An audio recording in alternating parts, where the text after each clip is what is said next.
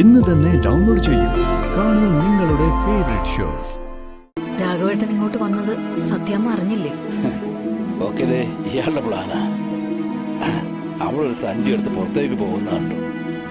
പിന്നൊട്ടും വൈകില്ല, ഞങ്ങൾ ഇങ്ങോട്ട് ഇറങ്ങി. സത്യാമ്മ തിരിച്ചെത്തുന്നതിന് മുമ്പേ ഞങ്ങൾക്ക് അവിടെ എത്തണം. അച്ഛൻ എന്തിനാ ഇത്രയും ബുദ്ധിമുട്ടി ഇപ്പൊ ഇവിടോട്ട് വന്നത്?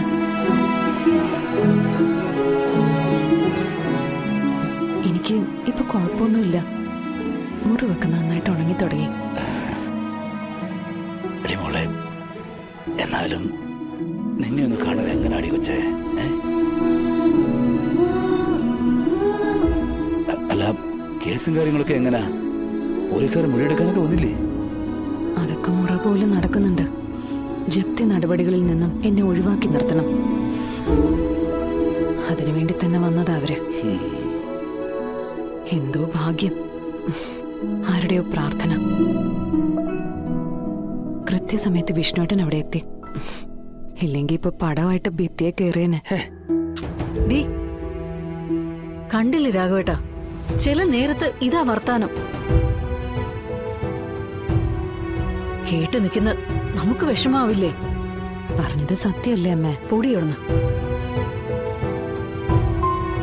നമ്മുടെ വീട് പോയതില് ഒരുപാട് സങ്കടം ഉണ്ടച്ച. എനിക്കൊന്നും ചെയ്യാൻ പറ്റിയില്ലല്ലോ.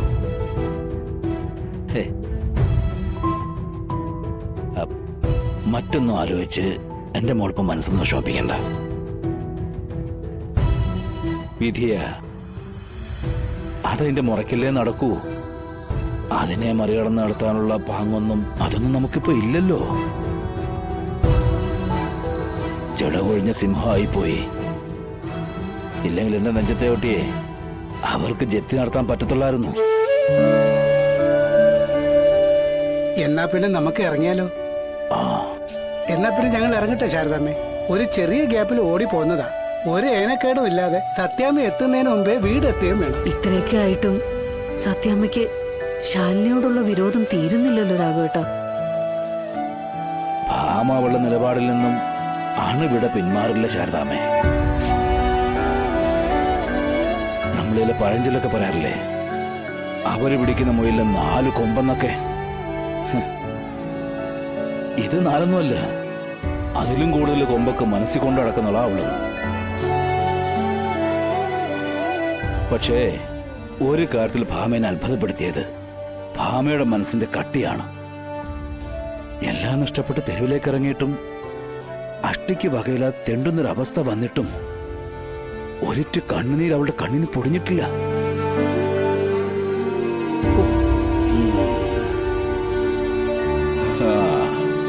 കാരണം അവൾക്കും അറിയാം ഇത് അവളായിട്ടുണ്ടാക്കിയതാന്നേ. ഇതിന്റെ പൂർണ്ണ ഉത്തരവാദിത്വവും അവൾക്ക് തന്നെ. അവൾ മൂലമാ ഇതെല്ലാം ഉണ്ടായെന്നും അവൾക്ക് നന്നായിട്ടറിയാം. പിന്നെ മോളോടുള്ള അവളുടെ വിരോധം അതവൾക്ക് മാറണമെങ്കിൽ അവളുടെ മനസ്സിൽ അവൾ ധരിച്ചുറപ്പിച്ചു വെച്ചിരിക്കുന്ന എന്തോ ഒരു കരട്